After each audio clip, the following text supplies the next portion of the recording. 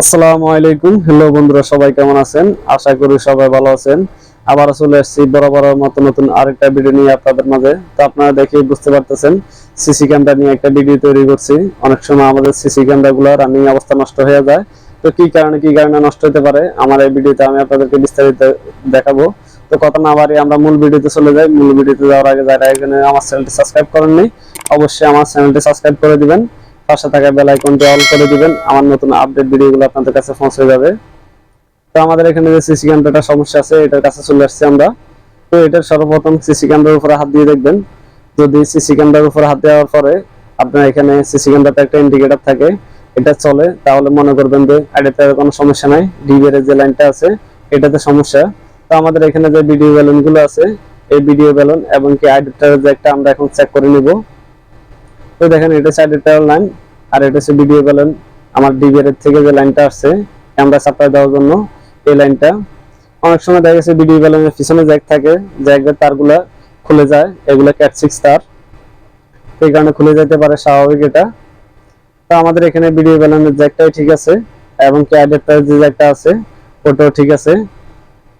তো আমরা এখন চলে যাব আমাদের ডিবিআর এর কাছে এবং কি আমাদের যে সিসি ক্যামেরা ডিসপ্লে আছে ওইখানে চলে গেছি। দেখেন এখানে 3টা ক্যামেরা চলতেছে, একটা ক্যামেরা চলতেছে না।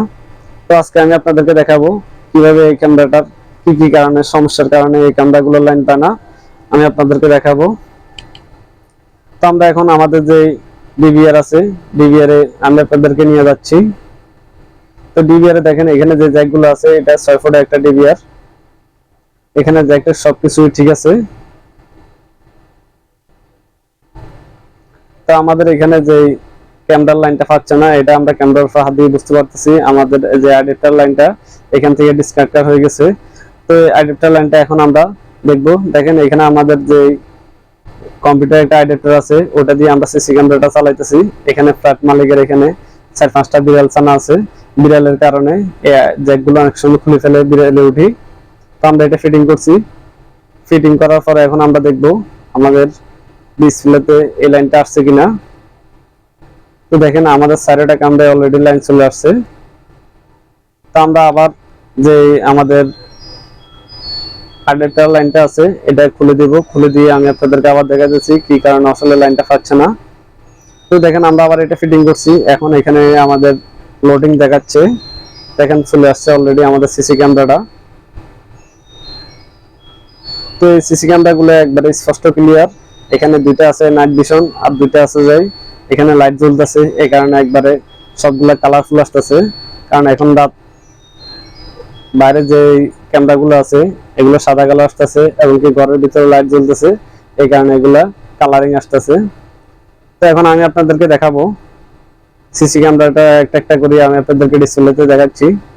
তো দেখেন আমাদের যে ড্রয়িং রুমে যে সিসি ক্যামেরাটা আছে এটা একবারে ক্লিয়ার আসতেছে।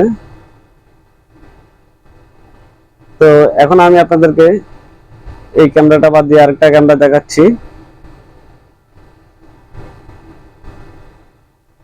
তো দেখেন আমাদের এখানে যে বাইরের যে সিসি ক্যামেরাটা আছে রাত্রের কালে, এই কারণে এটা সাদা কালো আসতেছে, এগুলো নাইট ভিশন। তো আমাদের এখন ওটা মোটামুটি আপনাদেরকে দেখাচ্ছি। এখন আমাদের কেসিং রুমে যে সিসি ক্যামেরাটা আছে এটা দেখাচ্ছি। দেখেন যে লাল কালার একটা বাটি দেখা যাচ্ছে এবং কি তয়লা দেখা যাচ্ছে, এটা একবারে কালারফুল আসতেছে।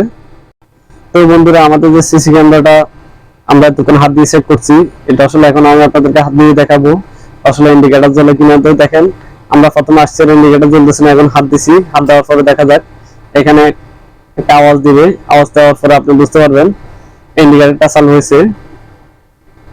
তো দেখেন আমাদের যে সিসি ক্যামেরা ইন্ডিকেটরটা এখন অলরেডি জ্বলতেছে আমরা এটার জ্যাকটা লাগানোর পরে। তো এগুলো মূলত ইন্ডিকেটরটা জ্বলে কোন সময়, যখন আপনার রাত্রে অন্ধকারে থাকবে তখন এই ইন্ডিকেটরটার কারণে আপনার যে সিসি ক্যামেরা মনিটরটা এটা লাইন পাবে, আর যখন আলো পাবে তখন এই ইন্ডিকেটরটা বন্ধ থাকবে। তো এটা রুমের ভিতরে এই কারণে ইন্ডিকেটরটা বন্ধ থাকে।